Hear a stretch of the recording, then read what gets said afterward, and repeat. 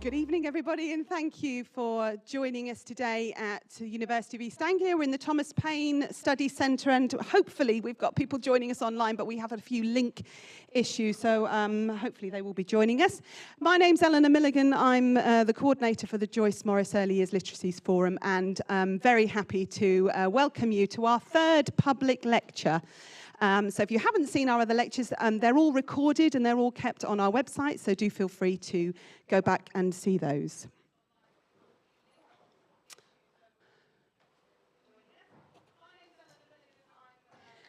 So we are delighted to have a number of organisations that have supported this public lecture today. The Travellers Times, Tactic and UKLA have all worked very hard to promote it, and we're hosted today with the ROMLit research team. I would like to just remind you that within your link and your directions, we have pointed out that there will be a Q&A session. There's also a Padlet where you can share your views. Please don't add anything to the Padlet that you don't want us to use. We'll use that for research purposes, to improve our public lectures. The ROMLit team will obviously engage with your comments as well. As it's all collected anonymously, we can't remove anything afterwards. So the Padlet is an interactive communication tool. If you haven't been to one of our hybrid events before, do check it out. So the link was in everyone's joining email, and we also have this QR code if you haven't yet connected. You'll find in that Padlet, there are a number of columns. Information about the event today. There's a feedback section for questions. Each of these columns, at the top you'll see a translucent edition sign.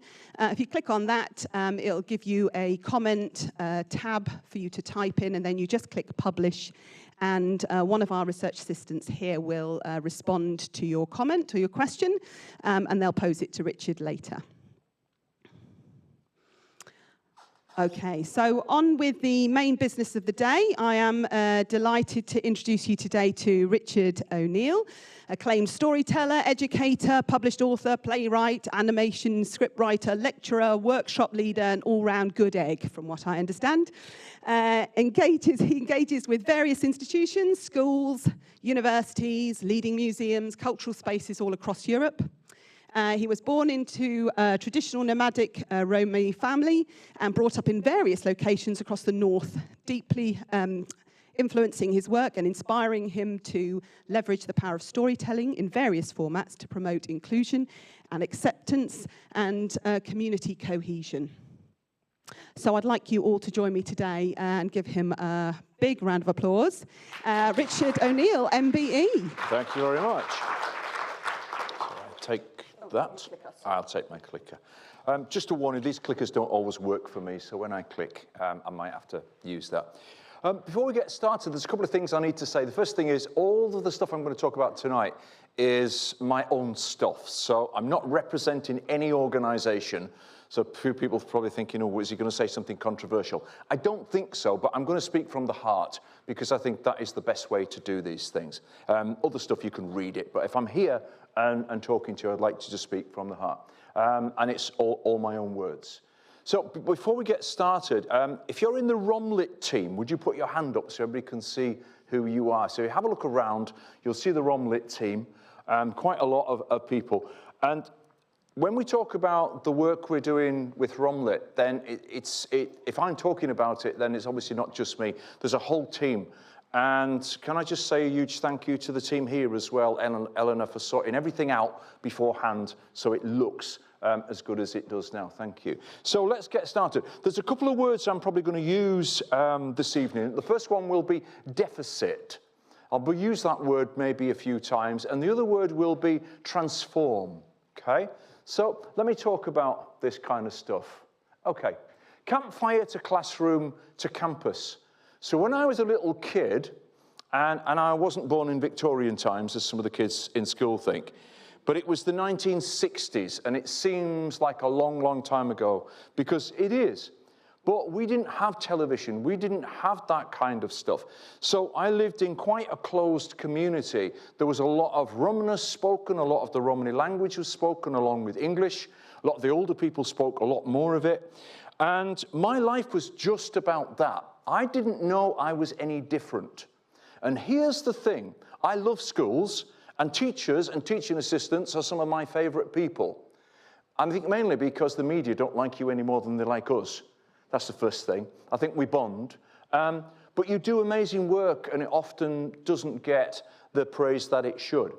So I was a little kid, and I was 4, and I had no real understanding of the outside world out of my community, which was very nomadic.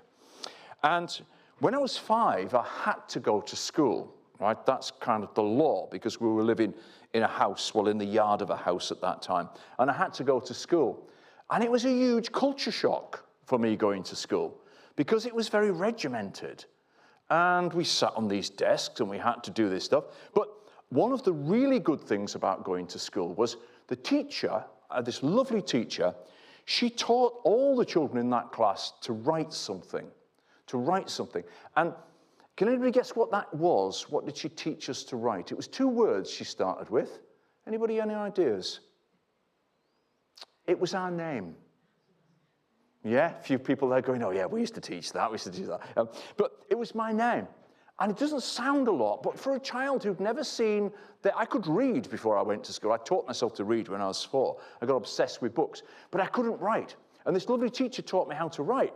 And when I saw my name written down for the first time that I'd written, I'm like, oh, wow, I exist. I'm a real boy.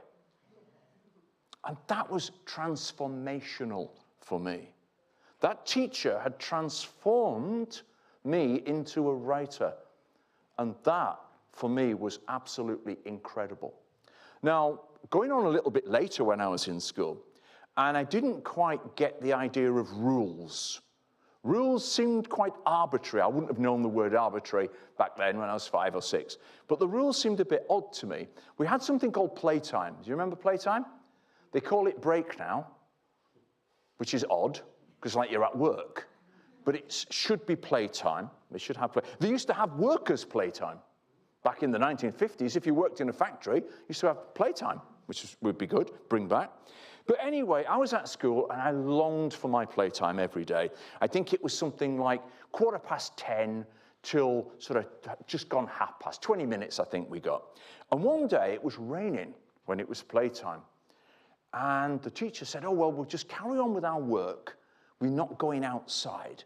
Because I think at that time, even today, I think children aren't waterproof. I mean, if you've got children, you can test them with a watering can or a bucket. Just, they're waterproof. But now, so then I looked at the clock, and I was trying to work out, because I could tell the time by then. And after 20 minutes had gone, 25, 30 minutes, the sun came out.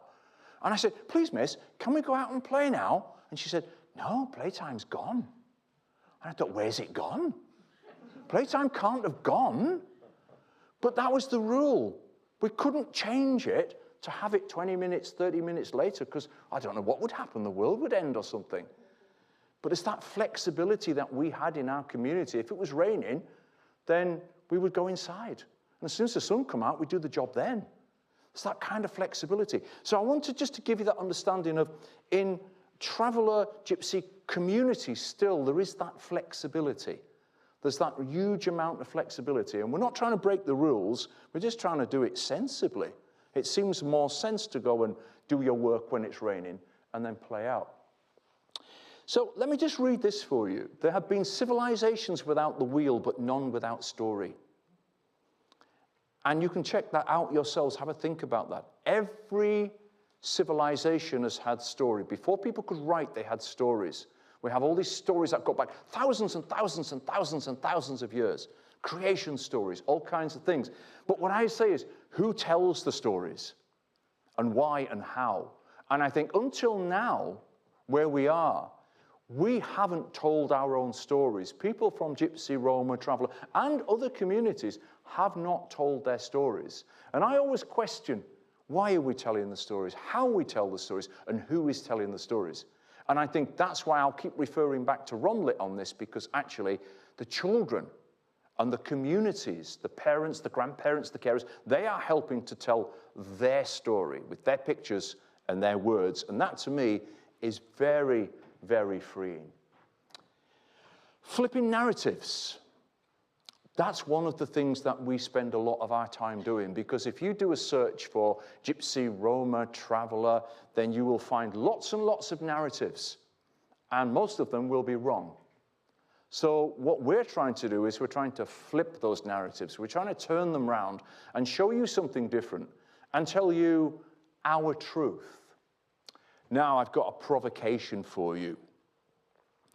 Let me just ask you this one question.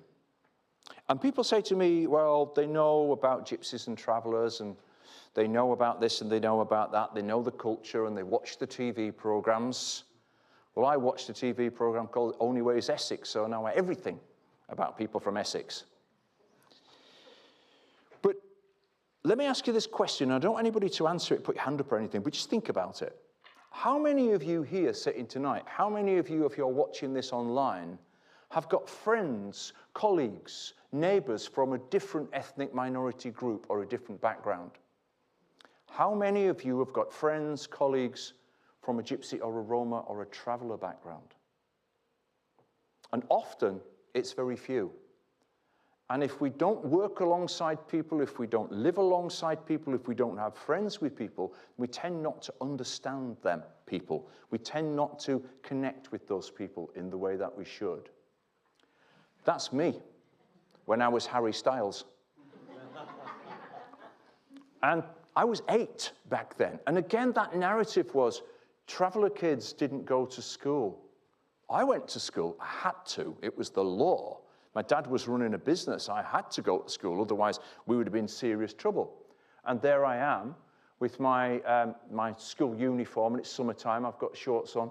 And if Harry Styles, if you're tuned in, Harry, this is what you look like when you get the same age as me, okay? This is you in time. So, and we were living in the yard of a nice bungalow at that time. So stories for me are about connections. And I do like that idea of 7 stories, you know, and I think the 7 always seems to crop up, doesn't it? 7 days in a week.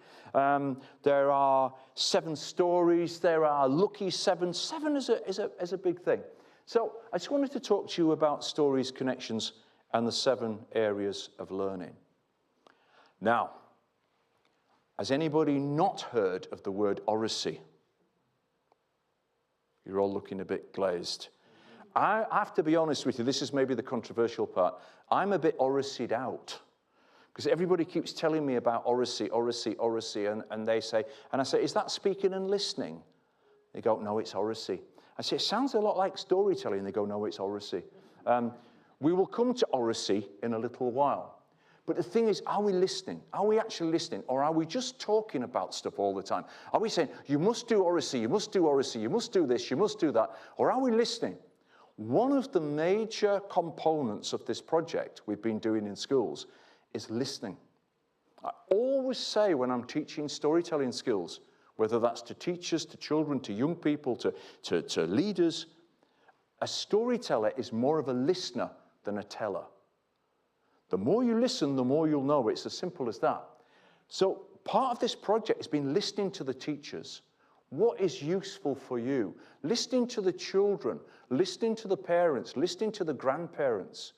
It's about listening rather than doing stuff at people or doing stuff to people. As a community or communities, we've had stuff done to us for years.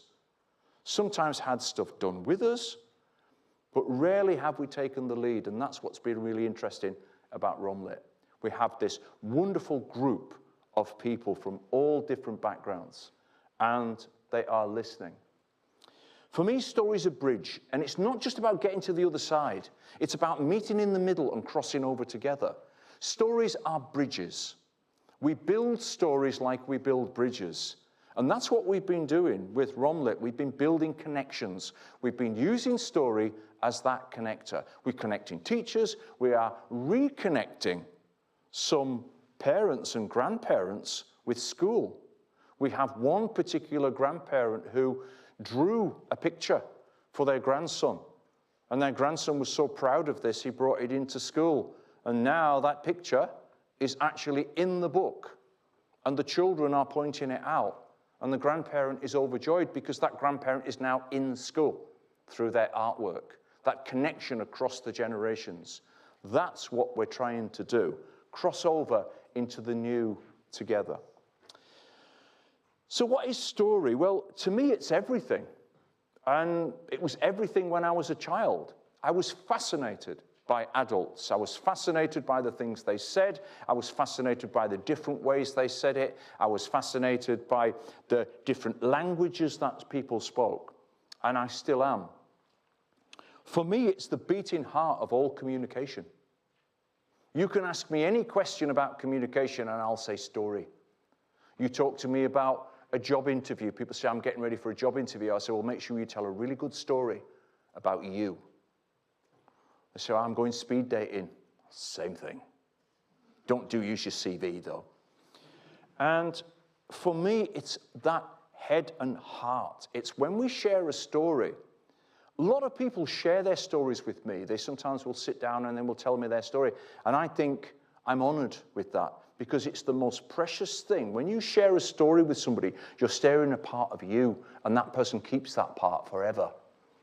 And that's what we're doing. Those children in the schools we're working will not forget what we've been doing. They will not forget the team going in there and working with them. Even if we didn't have a physical book, which we're going to have, they would not forget that. And I think storytelling is made up of more than words and actions. Way more. You can get somebody who can spout a story, you can read anything, but there's more to it than that. It's about culture. It's about environment. It's about representation. And it's about inclusion. And it's about love. It's about a love of words. We've had our children in schools. I like to give them a love of words. The more words you have, the more stuff you can write. The more words you have, the more you can explain yourself. I love finding out new words.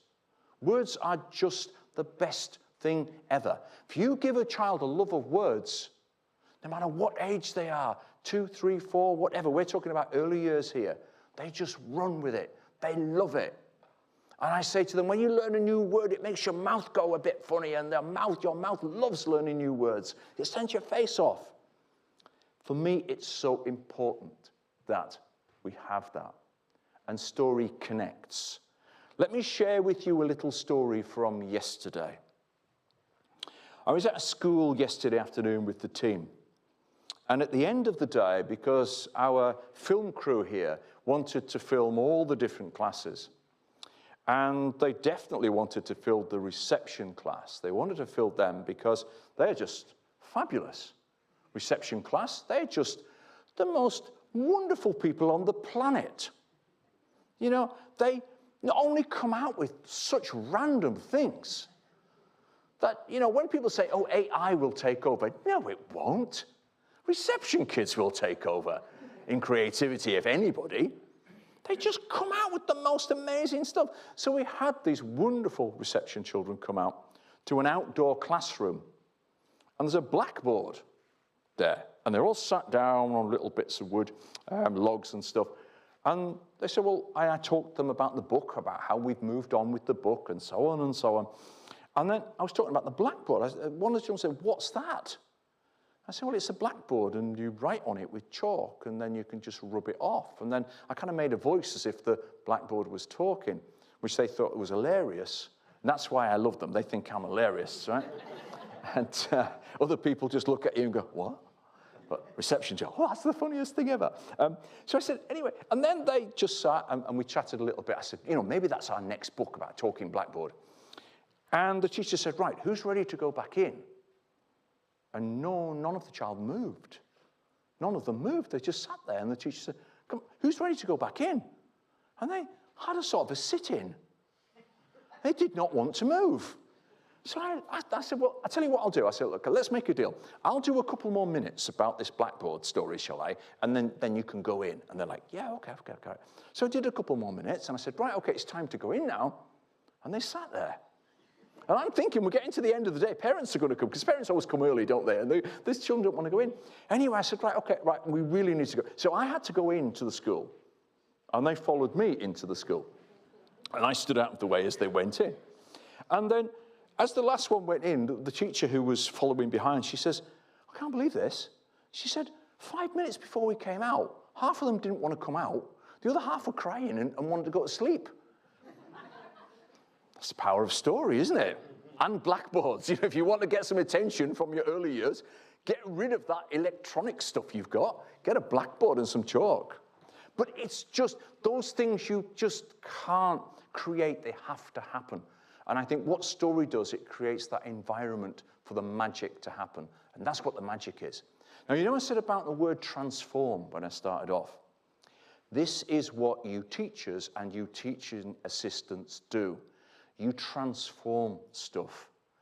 When you've got electric, you know, and you could look into transformers, how it works, I don't know. But you've got a huge amount of current sometimes coming into something, and then the transformer will transform it into less, so your toothbrush or whatever you're using doesn't blow up. It also can take the electricity up, so it will be right for the thing that it's going to power. But that's what you teachers and you teaching assistants do. You take all of that energy, because that's what children are. For me, children are just energy. And when people say, oh, they're really bad behaved, these, or the behavior, and I say, it's not behavior, is it? It's energy, kind of in the wrong place. We just need to transform it. And that's what story can do. It allows you, brilliant teachers, and that's what you do. You take all of that there and you transform it into something else. And that, I'll come back to that a little bit later. But story is really good for transforming energy into something positive. So 7 is important, I think. We've got 7 days in a week. We've got 7 wonders of the world. We've got, they say that you can remember 7 things. That's the capacity. Although if you've upset somebody, I think they can remember a lot more than that in my experience. There's a whole list of things that I've done wrong. 7 notes in a traditional major or minor scale. I wouldn't know about that because I'm not a musician. 7 colours in the rainbow. 7 is the most popular number. If you ask people what's their lucky number, what's their favourite number, it's 7. And we've got 7 stories. The 7 stories are really interesting, actually. I think there probably are more from different cultures around the world. But we'll say that there is Overcoming the Monster, Rags to Riches, The Quest, Voyage and Return, Comedy, Tragedy, Rebirth. And I always have to read things like this because I have ADHD and I can't even remember 7. I can probably remember 1. And then I remember it on my drive home perfectly. So I thought I'd better write it down. But here's the interesting thing. I never forget any of my stories. I've got hundreds of stories, and I never forget any one of them. I think that's just because the power of story, actually. 7 areas of learning: communication and language development, personal, social, and emotional, physical, literacy, maths, understanding the world, expressive arts and design. RomLit has done every one of those. But where's the maths in it? You have to do a word count when you're making a book. Otherwise, the thing will be all over the place. You have to count your words. We had a wonderful session, and I'll talk about it a little bit later on. But we had a wonderful session of teaching the children about the process. Because I think when our children watch TV or they see something on YouTube, everything is done quickly, perfectly. They start off here with a pile of junk, and then within 10 minutes it turns into a supercar. But actually, in real life, the process is way longer, but there is fun in the process. Process can be fun, and you learn a lot from the process. So in this process of doing the RomLit book, we just started with ideas. Then we eventually got to the point where we had to edit it. Has anybody ever done an online edit session with a head teacher who is brilliant at grammar? That was a tough morning. That was a tough morning for me, because I'm just not good at grammar.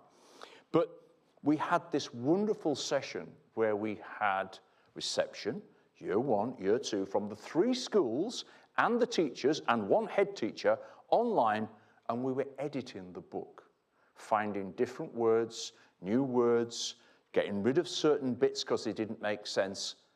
And we had reception children editing. with purpose, real purpose. And at the end of that, the head teacher said, this has been the most brilliant session. It has been the best purposeful writing for a purpose I've ever seen.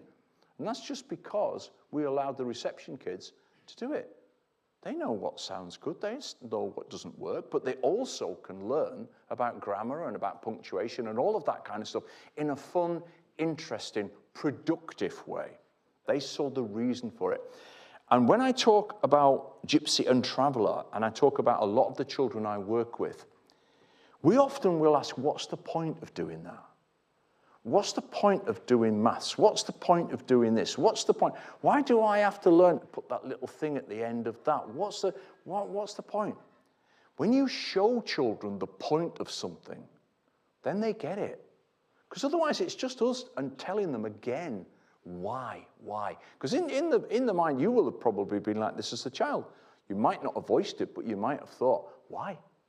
Why are they asking me to do that? And when you explain to a child why, sometimes they understand, sometimes they don't.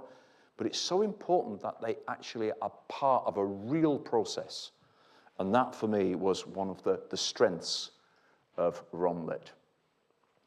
Now, if you have a look up here, there's a whole load of different pictures of children and projects that I've worked with over time. And when I'm working with children, as I said to you before, what we do is we do something called a live project. That means we have a structure, we have an outline, but within that, there is space to move, to grow, to change, to listen to the children and to go with that. So I do some woodwork sometimes that I teach children of, and sometimes, years ago, they used to be horrified. My grandson, my eldest grandson is 12 now, going on 13, and we went to an event at a library, and he was helping me to put these cushion things out. And this woman came in a bit early, and she was chatting with him, and I was talking about some of the wooden toys that we were going to use in the story. And I said, well, yeah, I made them, and I've been making stuff like that since I was a kid. And my grandson said, I've had an axe since I was 3. And this woman was horrified. And I said, quick, show your hands. show your hands. All intact, they're all there. But now, years ago, that used to be, people would be horrified about children having tools. But now, of course, we see that it's important. And when I was just doing woodwork for kids to do something interesting, but then teachers and teaching assistants would look at it and say, actually, it's doing this, it's doing this, it's doing that, it's doing that. A pen is a tool, a pencil is a tool. How we hold the tools is really good for how we hold the pencil, etc. And as you can see up there, we've got some, you see where it says skip higher? Then I had some blocks from pallets I was working with. And then with the children, we created this thing called the blockies, which are blocks of wood, and they're all characters. And it's very, very funny if you're 3, 4, 5, 6, 7, or you're a dad or a granddad. Because we had Jenny from the block at one point. We had Sheriff of Blockingham, which was a bit of a stretch, but it was a teacher, so I let it go. But we had we had Baby Block. We had, just about to see there, the green one is Blockily. I know. Listen, come on. It's funny. It's good, right? One of the other things I would say is in your favor, and it doesn't apply to most teachers and teaching assistants, is if you have grey hair, it seems to be a bit of a superpower. So that works very well. On a serious note, I do work with the intergenerational nursery up in Chester, where it's a nursery that's actually inside a care home. And the people who live in the care home, they come and work with the children every day. And there is something about that. And I would urge anybody who has a school, works for the school, to actually get some older people to go in, because there is that lovely intergenerationalness. And children sometimes do seem to listen a little bit more to people with grey hair. Told you it was a superpower. And I can see now a lot of people might go away thinking, oh, the best thing to do, I'll just have my hair done grey. They'll notice that because you won't have the wrinkles, you see. You've got to have the full kit. You've got to have everything. So we made a book with those children and the older people in that class, in that place as well. So for me, storytelling anywhere, whether it's outside, whether it's in a library, whether it's in a school, wherever it is It really, really works. It's a great leveler. Storytelling is a great leveler. But there's got to be fun. One of the most important lessons I learned growing up in my traveller family from my dad was, and we would sometimes be, it'd be snowing and we'd have to sort of do this outside and we'd have to fix this old vehicle or whatever it was. And my dad would say to me, listen, no matter what job you do, you're going to have to find the fun in it. And that was a real challenge for us, especially if it was a freezing cold day and you're getting firewood together or something like that. But that was an important lesson from our community. You have to find the fun. And that's one of the things that's been a survival. There's the word survival, and I use the word thrival. Most Gypsy Roma Traveller communities thrive.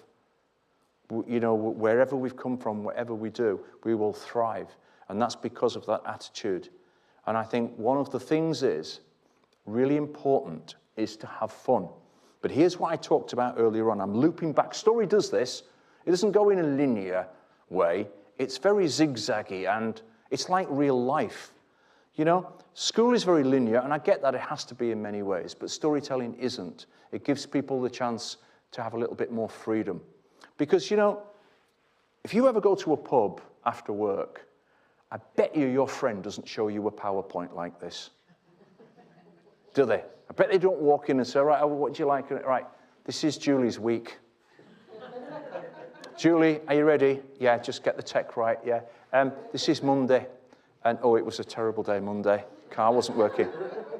And here's a graph to show you how annoyed I was with Brian. And here's some stats. Look at that. The red ones mean Brian was in trouble. We just don't do that. What we do when we communicate with people, we probably say something in the pub like, I've had a terrible week. Started on Monday. Oh, no, hang on a minute. No, it didn't. Started on Sunday night. And we zigzag and we circle all over the place because that's how we communicate as humans.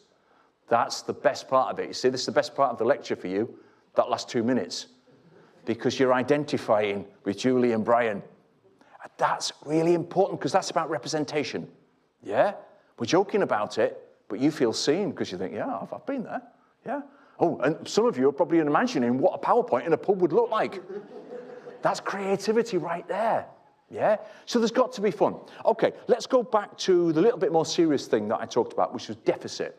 One of the things that we must not do when we think about Gypsy, Roma, or Traveller kids, showman kids, anybody from travelling communities, is think about them in a deficit model. And think, oh my goodness me, travellers are coming to my school. What am I going to do? What do I have to do? What differences, what things do I have to change? Whereas if we actually think about it the other way round and think, actually, I've got some travellers coming to my school. What are they going to bring? They're going to bring all this stuff I've talked about. They're going to bring fun. They're going to bring a different way of speaking. They're going to bring a different way of thinking. They're going to bring a different way of talking. A different view on the world, which actually might benefit everybody. I get organisations who pay me to go to their organisation and teach them what I learned from my dad. Because they realise now, you might have seen people say, well, we need to have a circular economy. We invented that, you're welcome. And people say we need to recycle more. Well, we kind of invented that, you're welcome. We were the rag and bone people. So many things, positive things that have come out of traveller communities that we need to celebrate, which is what we're doing with the book, which is what we're doing with all of the work that gets done by our wonderful team. But we need to think about our children. What are those children bringing to us? What can that child teach us? And traveller children could teach us a lot. Some of them know more about horses than I've ever thought about in my life. They know so much, but if there isn't an opportunity for them to tell you about that knowledge, then we're all missing out. They're missing out, but all the other children are missing out as well. So they bring an ability. They're natural storytellers, most traveller kids. They bring that oracy. If you want oracy, they're bringing it for you. So we've got to get away from that deficit model of, oh, what do we have to change now? What do we have to do? Oh, my goodness me, traveller kids. Thinking, well, what are they going to bring for us? This is Bar block sheep. We're back to blocks. Yes, I know. You're a bit obsessed with blocks, aren't you, Richard? I put a lot of work into these, I can tell you. And I didn't even paint that one. But I think sometimes having fun with children is going off-road, is taking a nursery rhyme and mucking about with it and showing them that you can do that. And you can have fun in a different way. They loved this. Bar, block sheep, have you any blocks? No, sir, only purple socks. I have no idea where that came from. That was with the reception kids in Leeds. And we were just mucking about, and it became one of their favourite things. So now, they are bilingual in nursery rhymes, because they have the real one, and they have this one. But actually, when we look at Bar, black sheep, it makes no sense at all. Bar, black sheep, have you any wool? I mean, if I was a sheep, I'd be like, duh, yeah. I got a Sainsbury's, yeah, Sainsbury's, having any food? It's pretty much what we do, mate, yeah? So we have to, storytelling allows us, and working with different communities allows us to actually look at things anew and think, hang on a minute, why do we do that? What's that all about? Why does Bar, black sheep not make any sense? It doesn't. Pointless. Now, people get hung up about language and they say we have to speak correctly. I think you have to speak that people can understand. But, you know, we've now got, I heard from my grandson that, because he played a lot of games and he would watch a lot of TV that was made in America, and he sounded a bit American. And he would come up to me and say, "What you doing, Granddad?" I said, "Well, we're not speaking American today, are we, son? We're speaking Northern," right? I have to give him a bit of a lecture on that. But I think we get a little bit hung up on the perfect way to speak. I think if you could be understood, that's the most important thing. And as listeners, it's about us listening to children, about how they speak, going where they are. That's what we get paid to do. No child gets paid to go to school, do they? No, I don't think so. We get paid to work with them, though. There was a kind of fighting that would not let me sleep. Methought I lay worse than the mutines in the bilboes. Any idea where that's from? It's not Lord of the Rings, by the way, if you're thinking Bilbo Baggins. Some of you made that connection straight away. That's how quick I am. I could spot it. Any idea where that's, what the heck is that about? Any idea? You'd have to Google it, wouldn't you? And before Google, you'd be stuck. Tonight, 11 o'clock. Thinking, do I know anybody who does like old English stuff? It's from Shakespeare, and the mutines in the bilboes are the people who would row the ships. They'd be down in the bowels of the ship. Yeah. Man try say he's better than me. Tell my man shut up. That does sound like a 3-year-old getting a bit annoyed because they can't have their favourite toy. Any idea who it is? It is Stormzy. Now, the first one is Shakespeare, and the second one is Stormzy, and people think they're both brilliant. They think they're amazing. I can't understand any of it. But it's very popular. So, to me, that's what children are learning when they get older. They're learning that Shakespeare, and they're listening, whether we believe it or not. They're listening to Stormzy and other people on the radio. So I think the more words we give them, the more understanding, then the more... One of the things about storytelling does, it allows you to, as I said before, dissect stuff and challenge it a bit. One of the things we have to do is to do that. Right, I've been doing this for quite a long time now. And I've worked in this area for quite a long time, and particularly around Wisbech. I love Wisbech, one of my favourite places. It's like a different country. When you go to Finland, it should be the independent country because it's so different and beautiful. And I lived in a caravan there for 6 months in an apple orchard. I mean, the people knew I was there. I didn't just turn up. I had to pay rent. But it was the most wonderful, wonderful thing living there for 6 months, about 11, 12 years ago now. And we did this work with the nursery. And it was just absolutely fantastic. The teachers threw themselves in. Okay, now, this article here is 7 years old. And what I noticed when I went to pick my grandson up from school, my eldest grandson, was that there were quite a lot of grandparents picking their children up, doing the daycare, if you will. And when I was picking my girls up from school, their mother, then his mother, I should say, then there was one grandma in all of the people. And I said to the school, I said, look, there's a change in demographic here.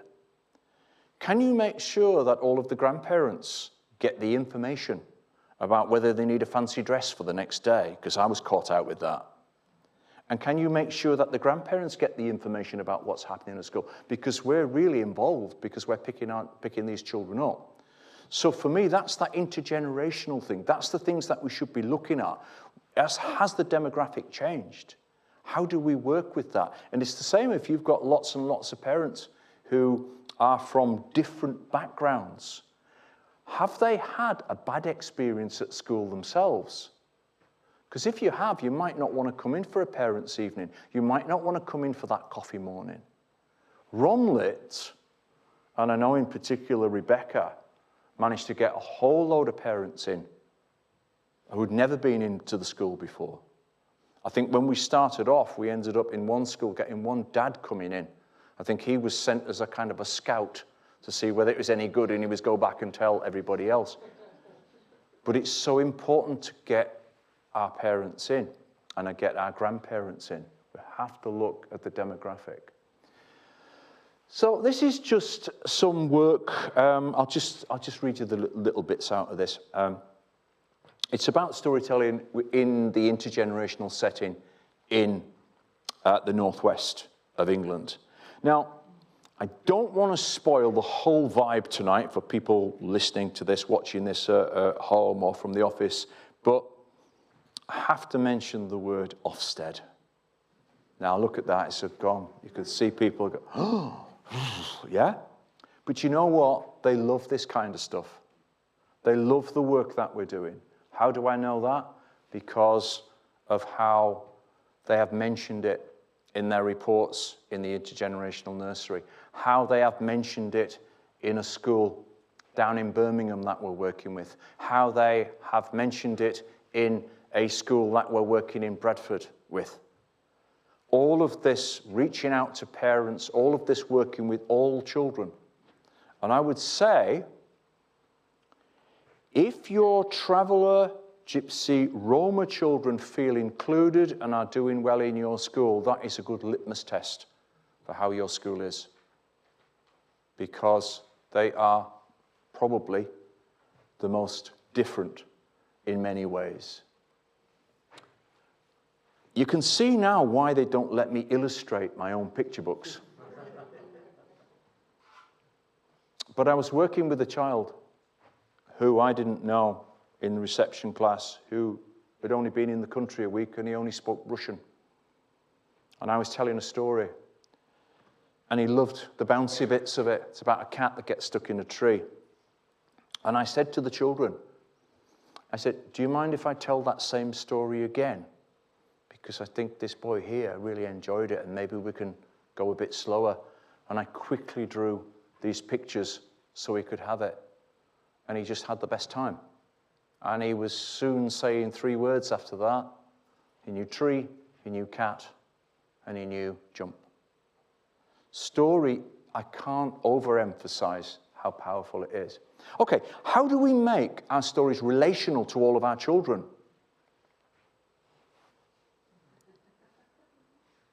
They see these every day, but you never see these in picture books.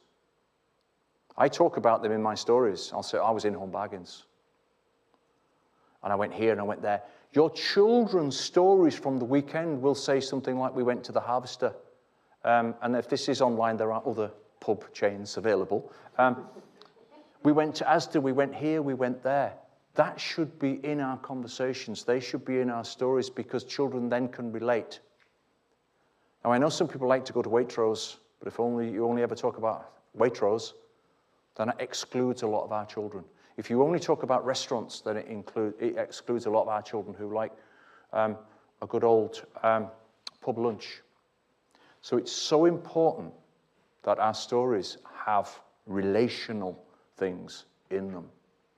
The relevancy of what we do is really, really important. Imagine having a sense of wonder about the everyday and about yourself where you live. Most children, when they watch TV or they're watching YouTube, everything is happening somewhere else. Everything exciting is happening somewhere else. But actually, the most exciting things are happening all around us. I was walking in a little village in Wisbech the other night after being at school. I was walking through this fairly ordinary village, and there was a gap between the houses, and when I looked through, there was a field of daffodils. I just had to take a photograph of it. The yellow of the daffodils and the blue of the sky, and the sky is so big here. Incredible. So that's what we should be talking about with our children, inspiring them to have this idea of wonder about where they live, but about who they are.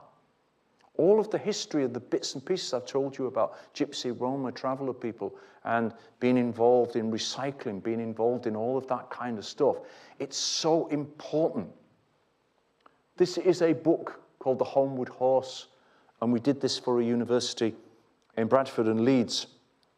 And there's a big community up in Bradford on a social housing estate, and it has about 10,000 people on this estate, and it's a bit cut off from the city centre because they built it on the outskirts in the 50s and 60s. But there's a horse culture on that estate. There are horses everywhere. They've made about 3 films about it. You're driving along and there's black and white horses tethered, and they're outside the school. These kids see them every day. Most of them have got a horse, or they've got a relative who's got a horse. So we did the story about horses because it's so relational to them, and it's where they live. And for once, it's not somebody complaining to the council that the horse is on this piece of land. It's actually saying, you are good people. This is a great place. It is available for free. Download that, actually. If you just type that in, the Homeward Horse, you could just go to the Activity Bus website and you can download it free. There's no charge for that. Why story? Because stories, the stories that you hear about yourself are powerful. When I was a kid growing up, we would hear people, and my dad had it shouted at him when he was a kid and older, dirty gypsies. Nobody in my family was ever dirty, but the narrative that you hear all the time gets you maybe to think that you might be. The stories that you hear about yourself become your internal monologue. Teachers, you're brilliant.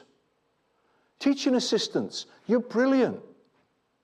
But the media tells you you're not. And you hear this narrative that children, all these children leaving school at 11 who can't read and write.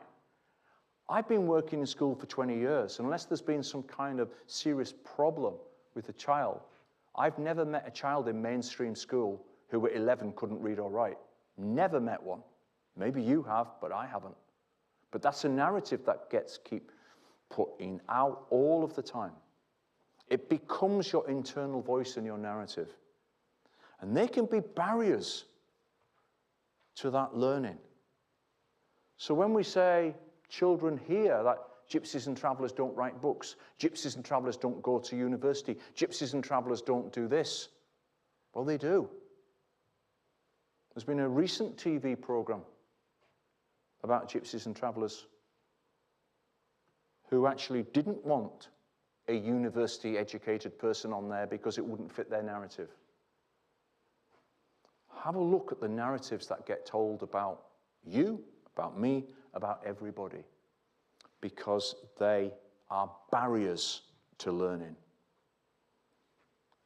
People say certain communities aren't interested in coming to events at school. They absolutely are. Here we are in Rotherham, working with children from lots of different communities. And people say, no, those people won't come. Those people don't do that. Their religion forbids it. Absolute rubbish. It's just a narrative that somebody has read from somewhere or somebody's passed on to somebody else, and on it goes. Absolutely nonsense. What storytelling does and what we've been doing with Romlit, and I think the adults in Romlit and the children, teachers, adults, everybody, I think it's been a really good example of communication and collaboration. And I think that's why it's worked. We've had the most amazing team working together. Oh no, We're back to oracy again, aren't we? I thought I'd cancelled that out of there, but it sort of crept in. So it's essential that all children receive quality first teaching of speaking and listening skills through a curriculum tailored to their needs. Oh, that sounds a bit like what I was saying. Oh, I'm interested now. The English subject report states that the pupils need opportunities to practice, refine, and apply speaking and listening skills in a range of different contexts and for a range of different audiences. Ooh, we've done that. Once a thorough curriculum for oracy is in place, teachers will be more skilled. Oh, yeah, of course, so they weren't skilled before, but they are now. That's good, okay. And confident in assessing pupils' language and communication needs and deciding whether further intervention is required. Ofsted states that teachers often attribute pupils' weaknesses in speaking to a lack of confidence rather than realizing that they, whatever. So confidence is key. We've seen children's confidence grow in the project. That's what storytelling does. And actually, when it says here, articulate worthwhile contributions, that's so important. We have had some children who've got small voices, we've got children who have got big voices, we've got children who have contributed in a small way, but they've still contributed. Everybody has contributed. Some say that oracy has been positioned as a progressive linguistic concept that opposes deficit thinking, but that the underlying logics remain the same.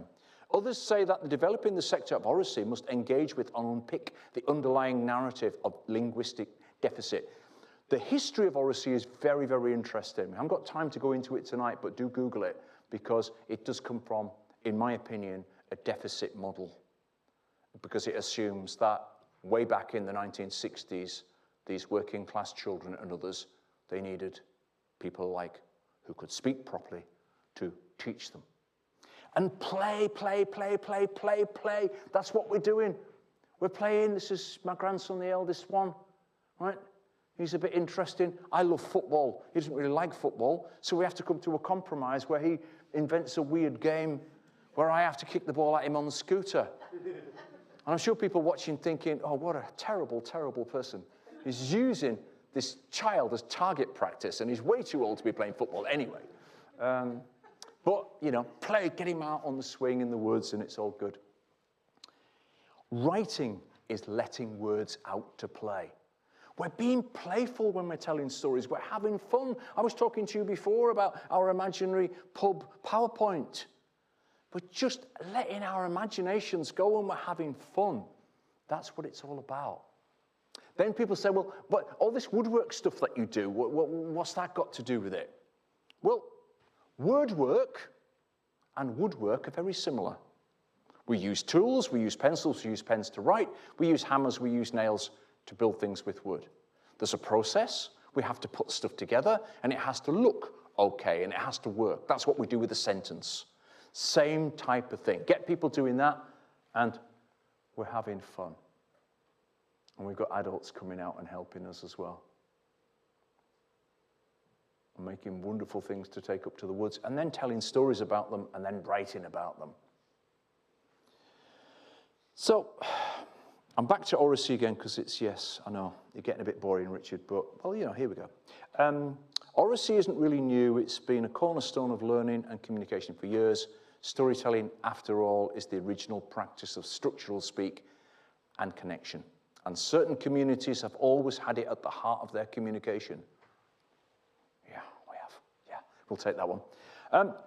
And had a bit of fun with this, and some people didn't take it the right way, but hey, this is probably the controversial bit. I wrote this. All right, Harrison, can you use the word oracy in a sentence? On Thursdays after football, I see my mum, or I see my dad first, depending on who finishes work earliest. And I'm sure people who are, you know, big in oracy will find that funny as well. Because we've got to take a joke, haven't we? We've got to.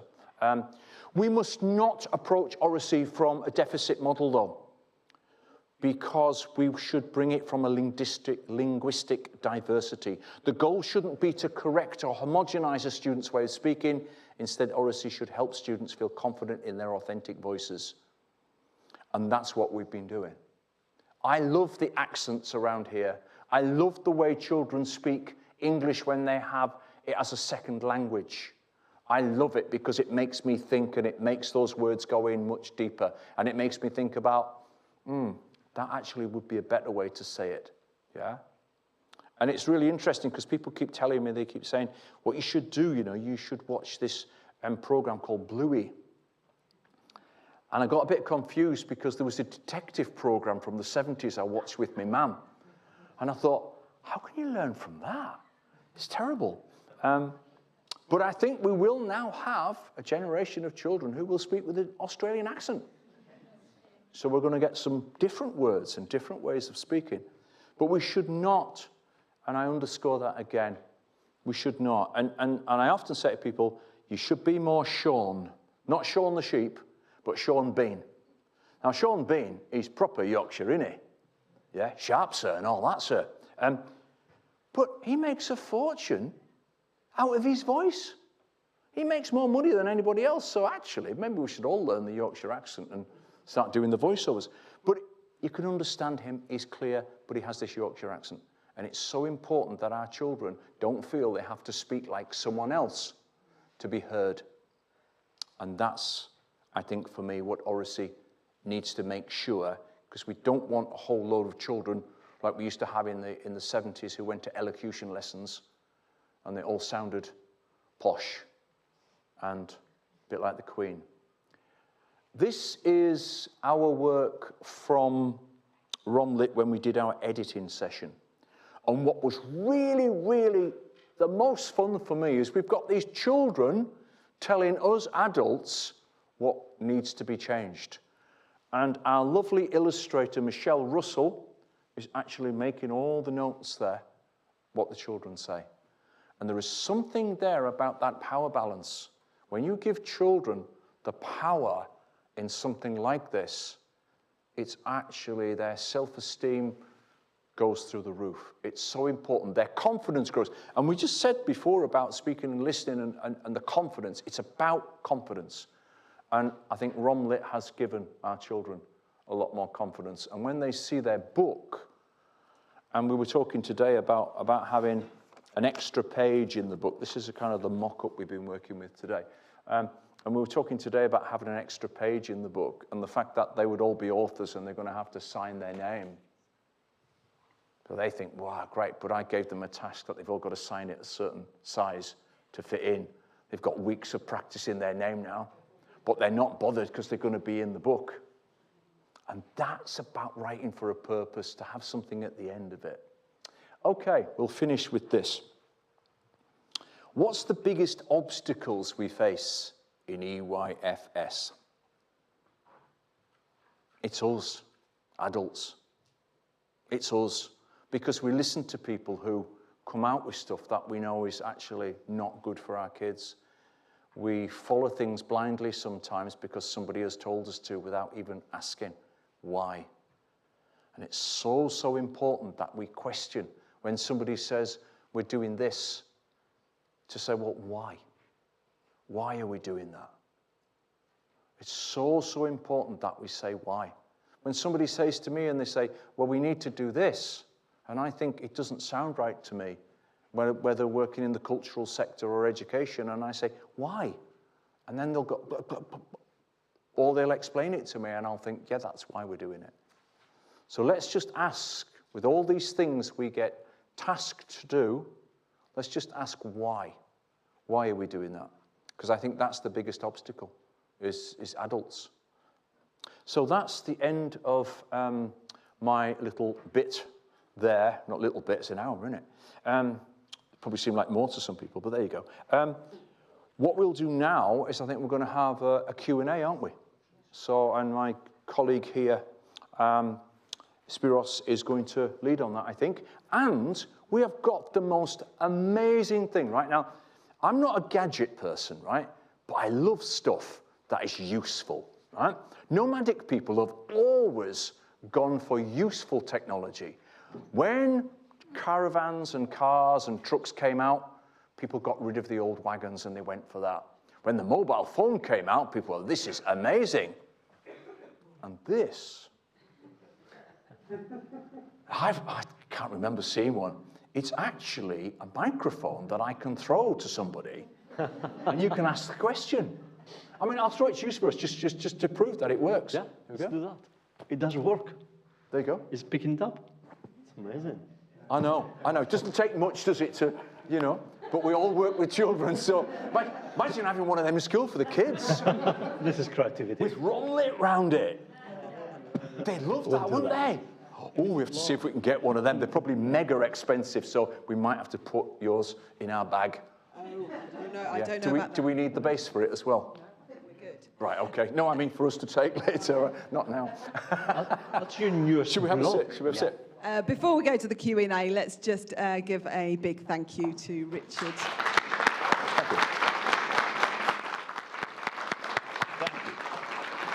Thank you. Thank you very What's much. your latest block? That's fantastic, isn't it? That's another block. It's another block, isn't it? Do you want to sit from here? But if I actually made a block like this and threw it at people, then it would be serious, wouldn't it? Serious injury.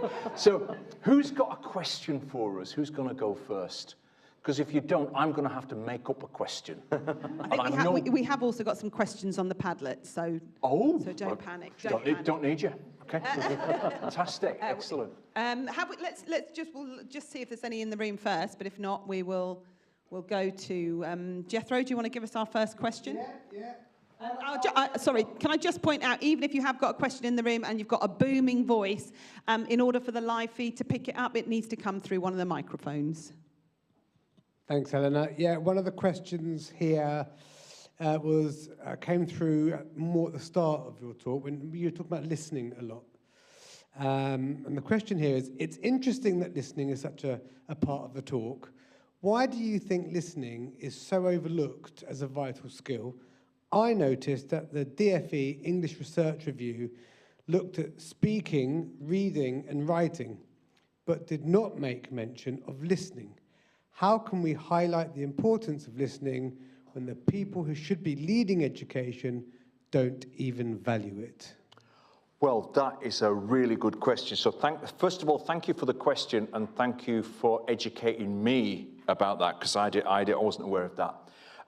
How do we do that? I think we do things like this, and we have to get that across to people. I think because people just take it for granted that people are listening.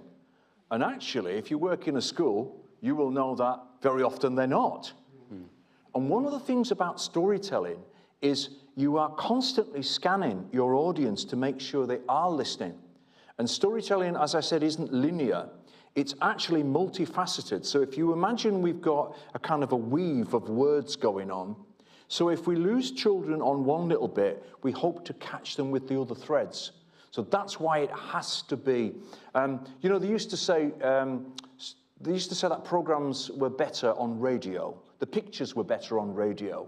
I think the pictures are better in stories. So when we're telling a story, we do need, and I think when you've got children, as we had yesterday, the story I told about the reception children, they were totally listening. But if we practice that and explain as we go with that, and we give them the idea, I think you're absolutely right. I think we have to practice listening. Now, I'm one of the worst guys. Thank God for sat-navs, because when I used to ask for directions, I would listen to like the third direction, and then my brain would just kind of switch off. I would end up asking 6 or 7 people down the line.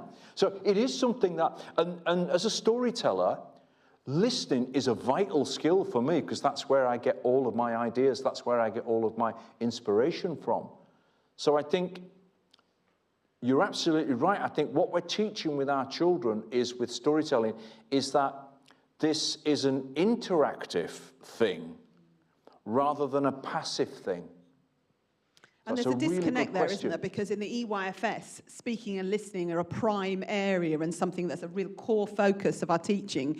Whereas when the primary, so the DFE research review is part of a curriculum kind of research review, and it's absolutely right. They have a section on speaking, a section on writing, and a section on reading, but not a section on listening. And again, they advocate for things like speaking in standard English in our classrooms. So although we value the richness and the diversity, maybe that's not coming through in our curriculum policies that needs some adjusting. And I think this is one of the brilliant things about having these events, is that, as I said to you, storytelling is a two-way thing. And you know, it's about that question, I've just listened to that, now I'm processing that. And I'm thinking, yeah, how do we now do that? How do I play my little part in that? Fascinating, thank you. Any questions in the room? Or shall we go to we've got another one online? I've got another one. Yeah. I have got another question online.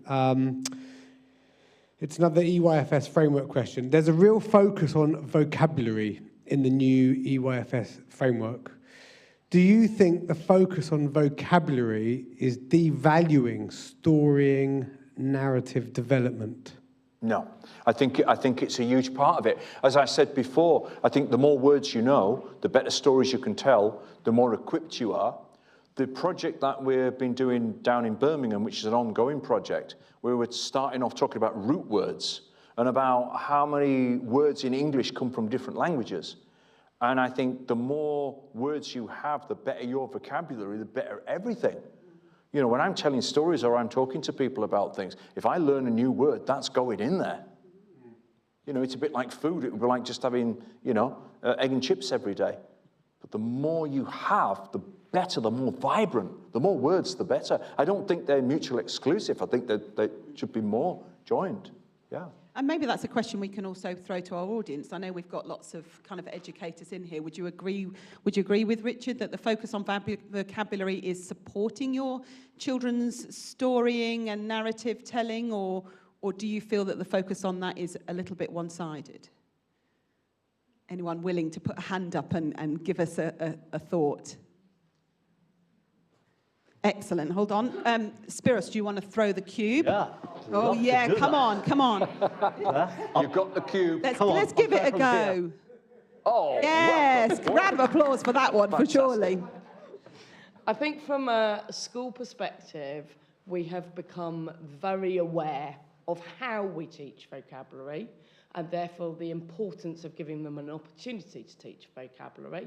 However, does it really translate into the storytelling they're using?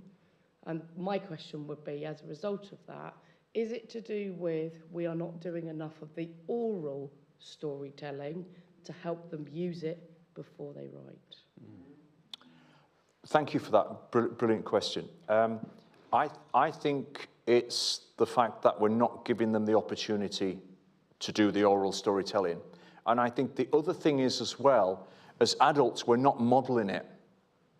Now, and I'll give you this example. I would say I can test the temperature of a school, not the actual temperature, but how people get on, by going into the staff room. I have heard the most amazing stories in staff rooms. You really go for it. It's like a pub with no beer sometimes. Brilliant. But we feel a bit more restricted when we're in the classroom. So I think if we can actually get that modeling of stories, give our children the opportunity to tell stories, because they do. They're amazing. But we have to model it as adults, and we have to just take that bit of time. It doesn't take long. I think when we were outside with reception children yesterday, I think we probably had 15 minutes tops. So it doesn't take long. And children love this idea of an ongoing story. You know, and you all tell stories. You tell them all the time. Everybody's a storyteller. You just perhaps need a little bit more confidence to tell your stories. And for the children for you to believe that the children will be interested in them. They're interested. I always say, what we do as storytellers, we take the ordinary, we always start with the ordinary, and we make it extraordinary. We did that with the blackboard yesterday. We did it in here this evening when we talked about the PowerPoint in the pub. PowerPoint's ordinary, pub's ordinary, we put the two together. Hilarious. You know, and each one of you could do a version of that story. Each one of you could do a version of the blackboard story.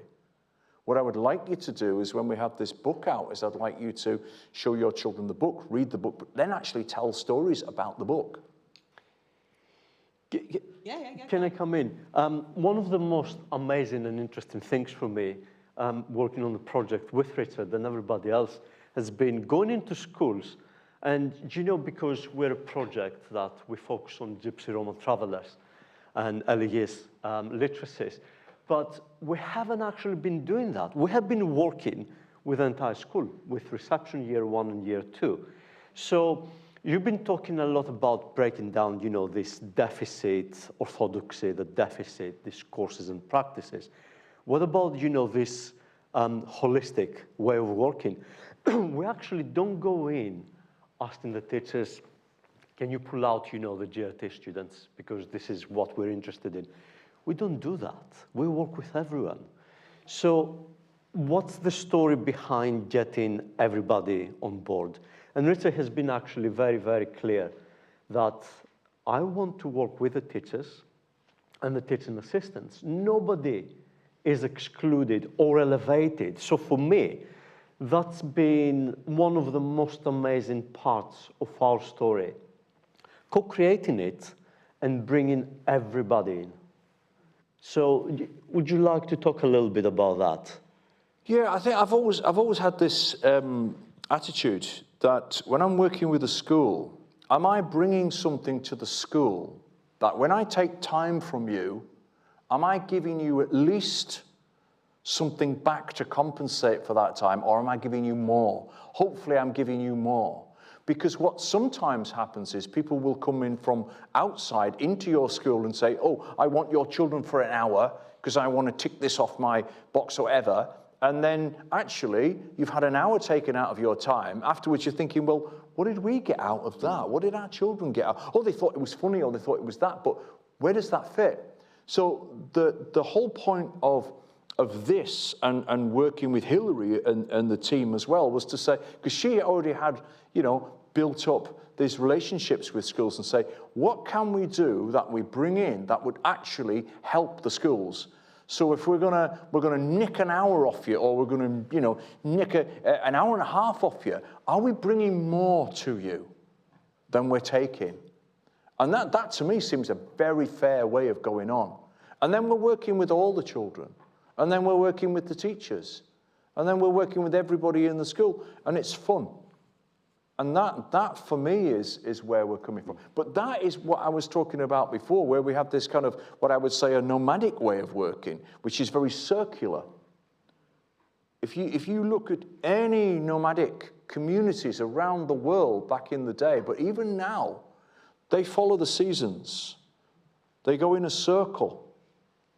We're not linear. Moving in a circle is so important. And I like that when we're working with these projects, for them to be circular, so that everybody can be involved, and we actually complete that circle, which is what we've done. So we started off with just going into the schools and saying, we're thinking about writing this book about a playhouse. What do you think it would look like? What shall we talk about? And then we build that. And then, we've nearly completed the circle. We'll complete the circle at the end of June when we go back in with the actual books and we get the children to sign one for us. Yeah. And it'd be probably the longest signing, because it's going to take about 28, 29 children to sign it, but it will be a special thing for me to have that signed book, and for other people who get them too. So it's a circular model.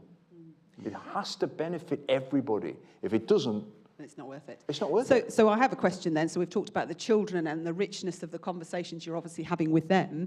Maybe Spiros or Richard, you can talk to us about what is the feedback you're getting from the teachers that you're working with? Well, they say I'm brilliant. And I expected nothing less. Anybody who's good. But it's been, I know. And you know, they've said that you know, you're such a, there's a lot of humility there as well, they say. But I'll get Spiros to answer this, because, you know, he's been listening. I've been doing a lot, and he's been listening. And then maybe we could get Hilary to come in as well, because she's been having conversations.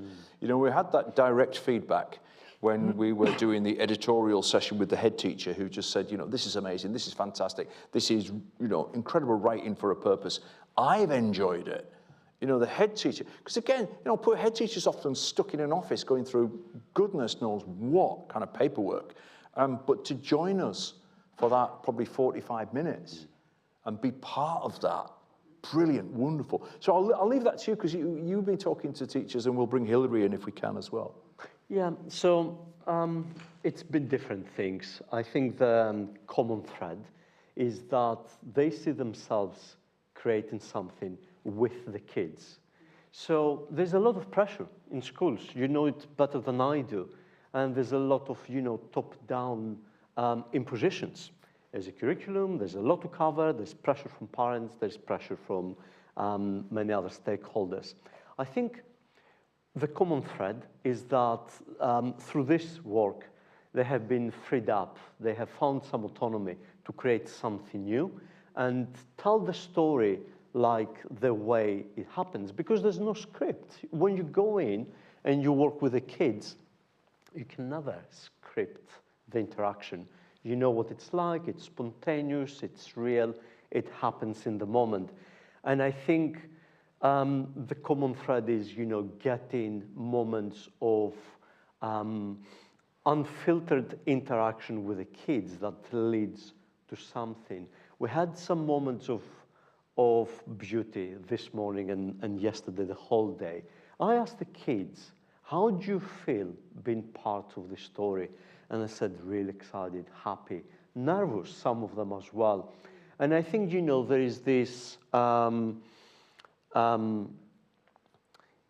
this moments of reckoning for teachers. We've been spending all this time, helping you guys with the project. So for us, it's also given us some connection with the kids, some connection with the parents. We're standing at the gates of a school today, and they were telling us about for a school session they had a few weeks back with Rebecca, who's in the audience. And I said, I had some amazing things from my team. What has been like for you? I said, oh, have you seen the pictures? I said, put it in words. I said, I don't think I can. It's been amazing. Parents came over. The kids created the invitations for their own parents. Marginalization, not interest in education, I haven't seen that. No. So for them, I think it's taking back ownership, feeling that they're part of it. Creativity. I'll just add to that. There's one more thing. While you were talking, I was thinking, and again, listening, and you're listening to people and you're thinking. And I think one of the things is that we do, it gives validation to the teachers. So when we're in the school and I'm saying, who can write their name? And all these hands go up and the teacher's like, yes, they can write their name. And bearing in mind, these children, they've only had them since September, and we were in there last year. And they're doing all these things. I think there's an incredible validation of you teachers, the work that you do when people like us go in, and we push the kids with the words and with the pictures and all that kind of stuff. And it's a huge validation of what you do, because you get used to it day by day. You've had them from September and you see it and it's incremental. But when outsiders come in and doing the work we do, and then, I can see the teachers sometimes standing there going, wow. We had it this morning when we had children come up and sit on the bench and they were talking about the book and they were reading from the mock-up book. And you could just see the teachers, they just went a little bit taller. And that's beautiful. That's your work being validated right there in real time.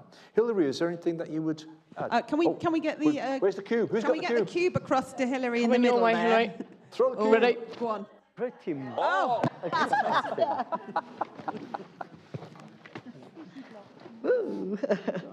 I'm just going to kind of talk about a reflection yesterday, Richard, when we were in one of the schools, and you'd been talking with the Year 1 children and extending their use of words and making it real fun. And it got to a point where, for some reason, we had a repetition about a baby machine, pushing babies out through a baby machine. Do you remember that? Yes. And the children just went into absolute hysterics. They were falling over on the carpet. They were all over the place.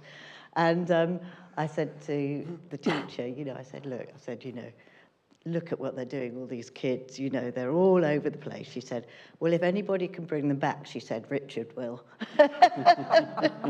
So that was rather a nice reflection from yesterday, I think. Well, thank you. And you did, you actually pulled it right back in, you know, they kind of got back into their focus, But you know, in a different I think way. what story does as well, it's a mutual respect. Yeah. Even from 3-year-olds, 4-year-olds, 2-year-olds, they get it. I think it's in our DNA. Yeah. I think they get it. I really do. Yeah.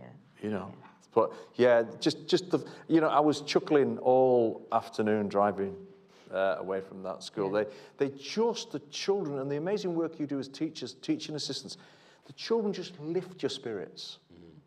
You know, I would say to anybody, if you think life is hard or you're having difficulty, just you know, go and work with some children like that, or just watch a video of some of the stuff. It's just incredible, absolutely incredible.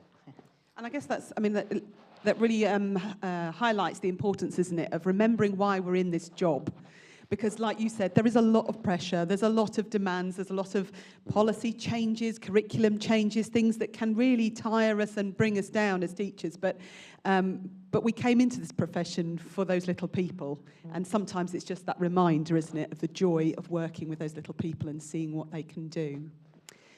Oh, it's a beautiful moment. That was lovely. I'm thinking of a book now called The Joy of the Little People. That'd make a great book, wouldn't it? All the joyful experiences of teachers. Have we got any other questions or comments in the room? I've got one over here, right?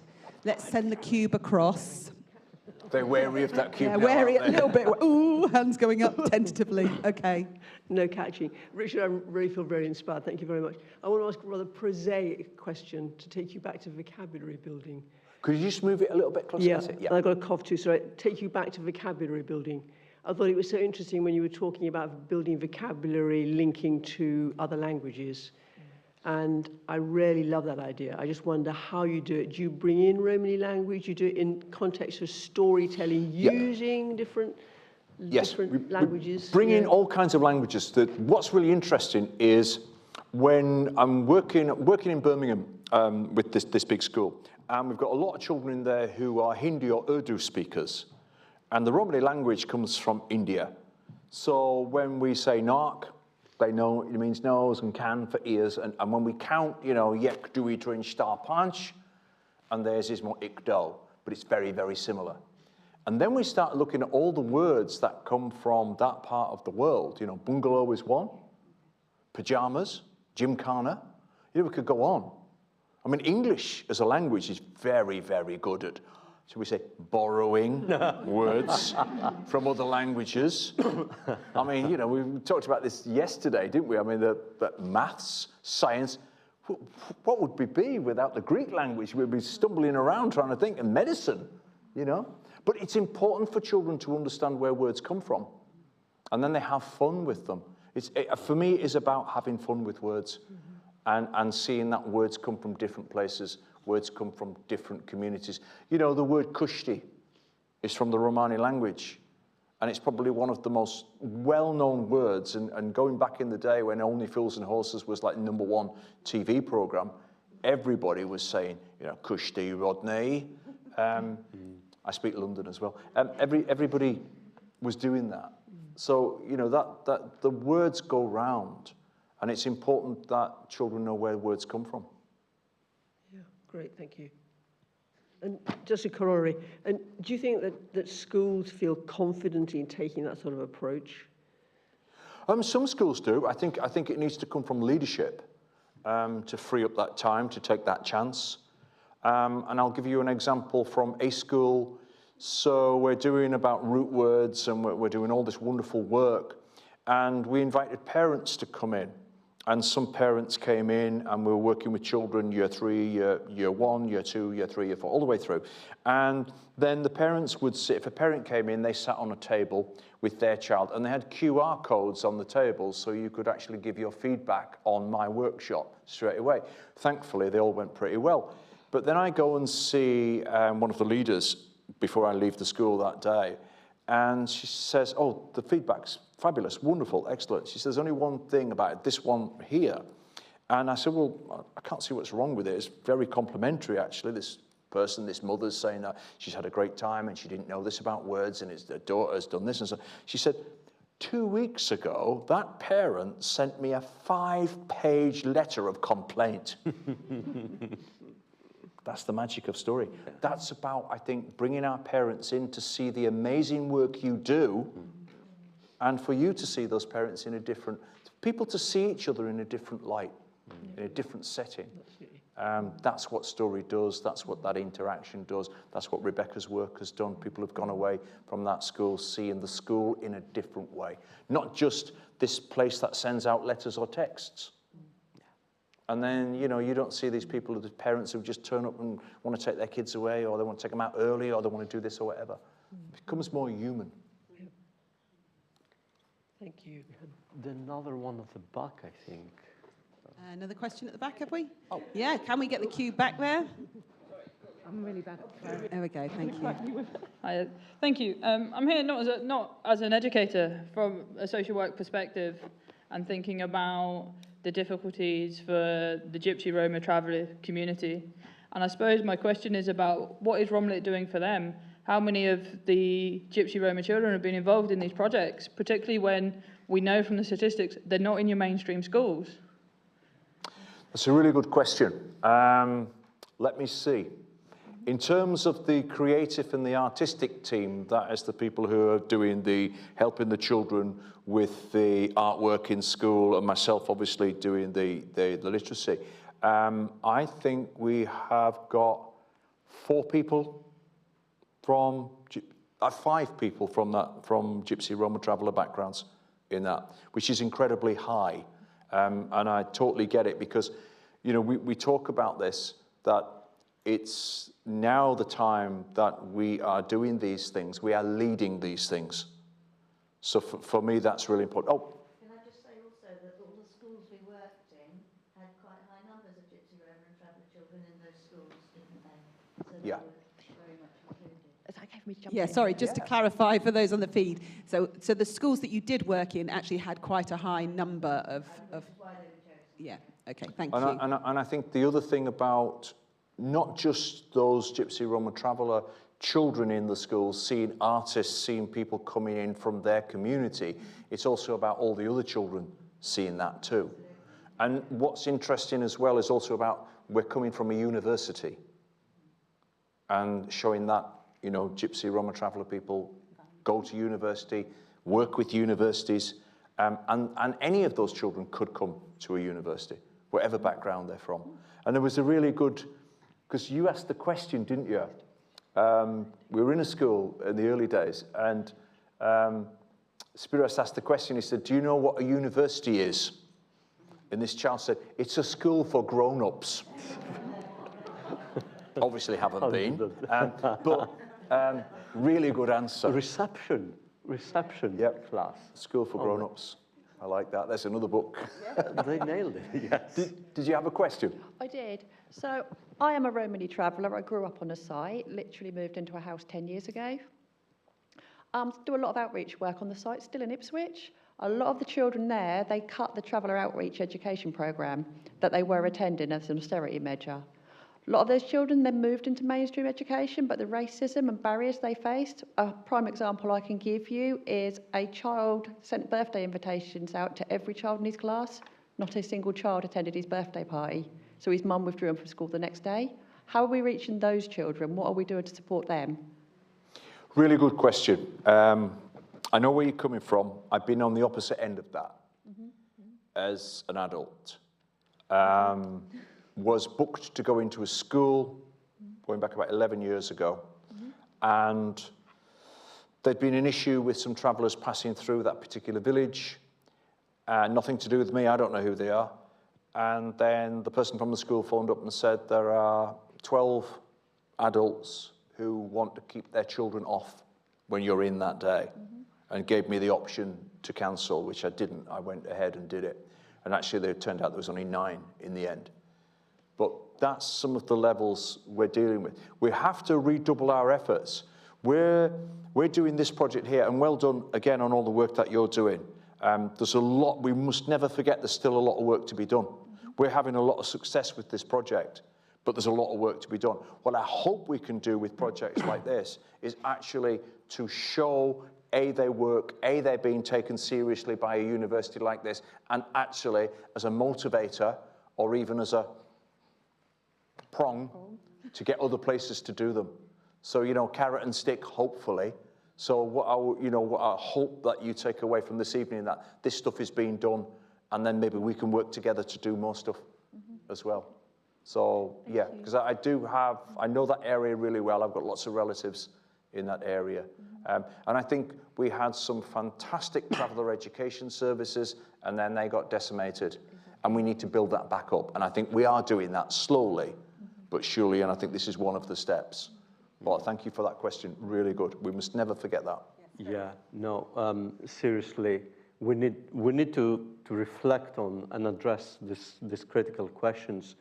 As a project, we spend a great deal of our time trying to build up these connections. And one of the things we've been talking about with the team is that we're not going to go in if we're not absolutely certain that we've got good connections there, that we work with the community, not for the community or on behalf of the community, but with the community.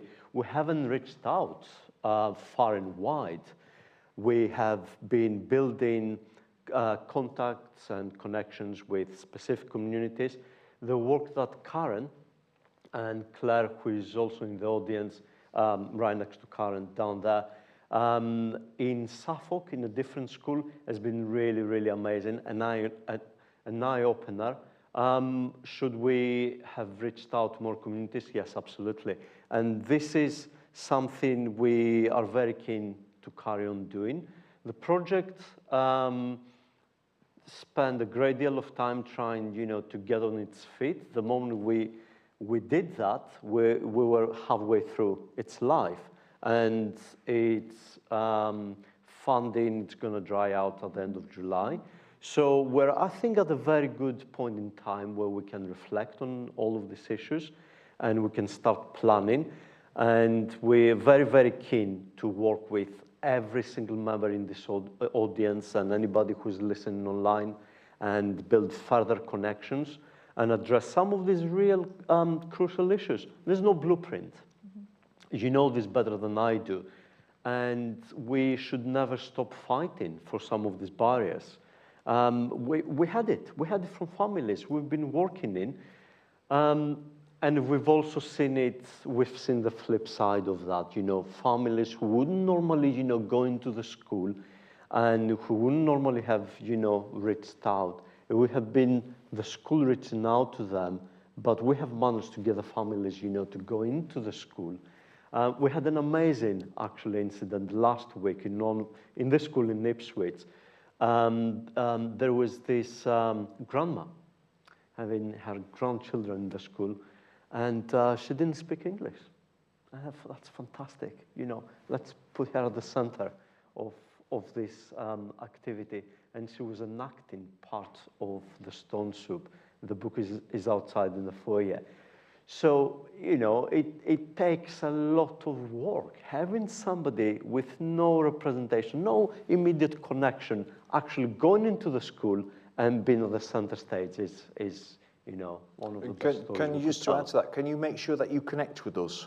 Yeah, I was just going to say, Romlit is clearly a start, isn't it? Yeah. And I think the key message there is if you're interested and you want to connect and you want to help this team, then get in touch with Spiros. All the details are on our website, and I guess watch this space. Yeah, definitely. A big round of applause, and thank you very much for your contributions tonight.